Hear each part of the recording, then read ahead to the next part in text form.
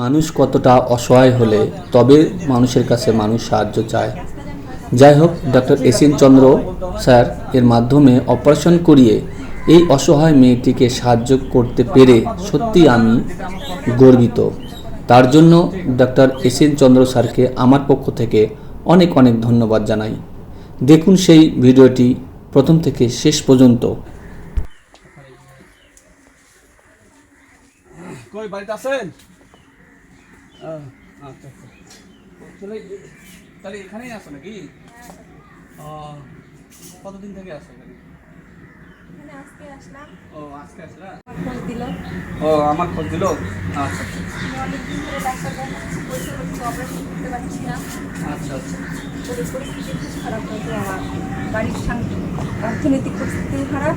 এই ডাক্তারবাবু টিউমার হচ্ছে, অপারেশন করতে পারছি না, পয়সা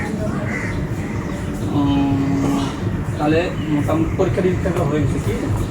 পরে নিরীক্ষা করছো, শুধু এখন অপারেশনটাই বাকি আছে। তো ডাক্তার কি বলেছেন, অপারেশন করতে হবে? পয়সা আচ্ছা আচ্ছা, আমাকে বললো এরকম ব্যাপার, একটু দেখো তো। যাই হোক, আর তার মধ্যে তুমিও ফোন করলা, আমিও চলে আসলাম। আমাকে যে মামা সুপর মামা বললো যে তোমার এরকম অবস্থা, তুমি নাম্বার দিল, তুমি কাকুর সাথে যোগাযোগ করো। আমিও ব্যস্তর মধ্যে, মানে এদিক থেকে দৌড়াচ্ছি, এদিক থেকে ব্যাপারটা না ভালো লাগার জন্য তো আসলাম। আমি তাছাড়া দেখো আমার এই সময় মানে পেশেন্ট পত্র ওখানে আছে, তুমি বললা, তারপরে ও ফোন করলো, এবার আমাকে আসতে বাধ্য হলো আবার। তো যাই হোক, তুমি একটু রেকর্ড করে নিয়ে আসো, আমি একটু দেখি। ঠিক আছে, রেকর্ড নিয়ে আসো।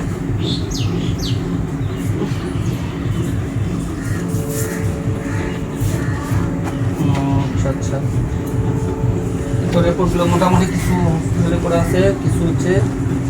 আচ্ছা, হ্যাঁ এখানে তো যেটা দেখছি দুটোতে তো সমস্যা আছে তোমার। হ্যাঁ, তারপরে হচ্ছে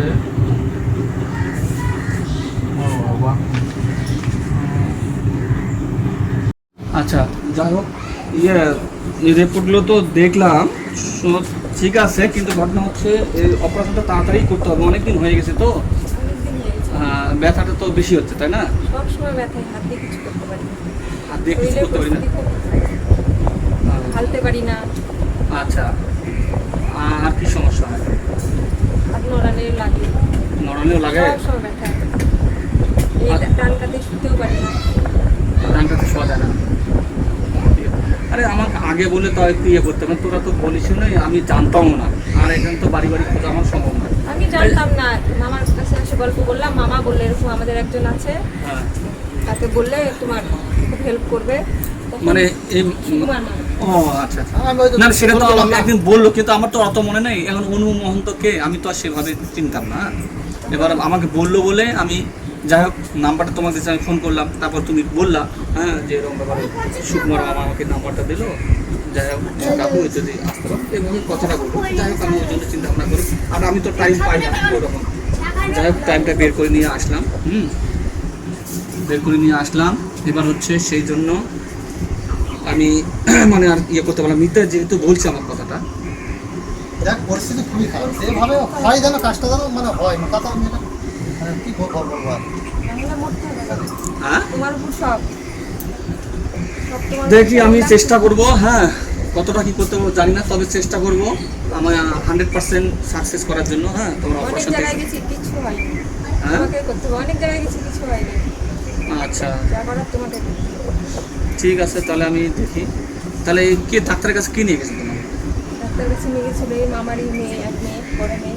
আমার মেয়ে, ওকে, ইয়ে প্রমিলা, তাই? কই প্রমিলা, কই? ও আচ্ছা, ইয়ে তুই ডাক্তারের কাছে নিয়ে গেছিলিস? করবো, নিয়ে যেতে হবে, পরিস্থিতি এরকম শোচনীয় হয়ে গেছে না। আমি দেখলাম ওখানে যে ও নিয়ে যাচ্ছে, আমি দূর থেকে দেখলাম, আর ডাকলাম না। হ্যাঁ, কোথায় যাচ্ছে না যাচ্ছে, কোন ডাক্তারকে দেখানো ছিল? চন্দ্রকে দেখানো হয়েছে। এসএন চন্দ্রকে দেখানো হয়েছে। আচ্ছা আচ্ছা, ঠিক আছে। কথা তো মনে ছিল না, তো বাবা হঠাৎ বললো যে তুমি কাকুর সঙ্গে যোগাযোগ করো, যদি তোমার কাকু কোনো হেল্প করতে পারে তোমাকে। তারপরে সিদ্ধান্ত নিয়ে বললাম একে যে ঠিক আছে, তাহলে কাকুকে ফোন করো। আচ্ছা, ফোন করে জানানো হোক কি বলছে কাকু।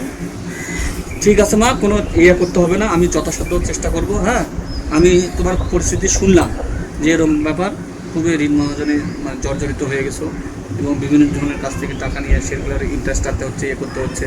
এবারে একজন খেতে পাচ্ছি না সেই জন্য। একজনের এদিকে এদিকে পরিস্থিতি শেষ। হ্যাঁ শুনলাম যে জামাই নাকি একাই কাজ করে, ওটা দিয়ে হয় না, যেটুকু কামাই করে কিস্তি দিতে যায়। তো যাই হোক অনেক কিছু শুনলাম আর কি, শোনার পর আমারও মনটা ইয়ে করলো যে না যাই একটু। তাছাড়া কিন্তু আমি সময় পাই না মা, সত্যিকারে সময় পাই না, আর আসারও সুযোগ হয় না। যাই হোক আসলাম। আর বিশেষ করে মিতা যেহেতু বললো যে যাও একটু দেখো, ইয়ে করো, হ্যাঁ। যাই হোক মিতা শুনুন, শুনো, এটা হচ্ছে ব্যাপারটা হলো কি, যেটা আছে এটা অপারেশন করতেই হবে। আমি এই রিপোর্টগুলো নিলাম, যা ডাক্তার সঙ্গে কথা বলি, হ্যাঁ, দেখি কি করা যায়। তবে আমি যথাসাধ্য চেষ্টা করব, হয় নার্সিং হোমে আর নাহলে হসপিটালে, এই দুটোর মধ্যে কিন্তু আমি করবো। যেখানে ফ্রিতে যেন মানে হয়, ফ্রিতে আমি চেষ্টা করবো, নার্সিং হলেও ফ্রিতে চেষ্টা করবো আমি, হ্যাঁ, হসপিটাল হলেও ফ্রিতে চেষ্টা করবো। এবার কোন জায়গায় আমি দেখি সুযোগটা পাচ্ছি সেইভাবে, আর যত তাড়াতাড়ি হয়। কারণ যে কথা শুনলাম, ওই যে টেস্ট একটা করছে এফএনসি, টেস্টটা করার জন্য নাকি ব্যথা করতেছে, হ্যাঁ। যাই হোক আমি চেষ্টা করবো, হ্যাঁ, যথাসাধ্য চেষ্টা দেখো করবো। যতটা তাড়াতাড়ি। ঠিক আছে মা, ঠিক আছে, ঠিক আছে, ঠিক আছে, আমি ঠিক আছে, আমি বেশি আর দেরি করলাম না, হ্যাঁ, করলাম না, উঠলাম তাহলে, হ্যাঁ, ঠিক আছে, নমস্কার। আচ্ছা আচ্ছা। আপনার একটা লাইক, কমেন্ট, শেয়ার, সাবস্ক্রাইব দ্বিগুণ উৎসাহিত করে অসহায় লোকের সাহায্য করতে এবং পাশে থাকতে। ওই বাড়িতে কেউ আছেন? ওই অনু এখানে কেমন আছিস মা এখন?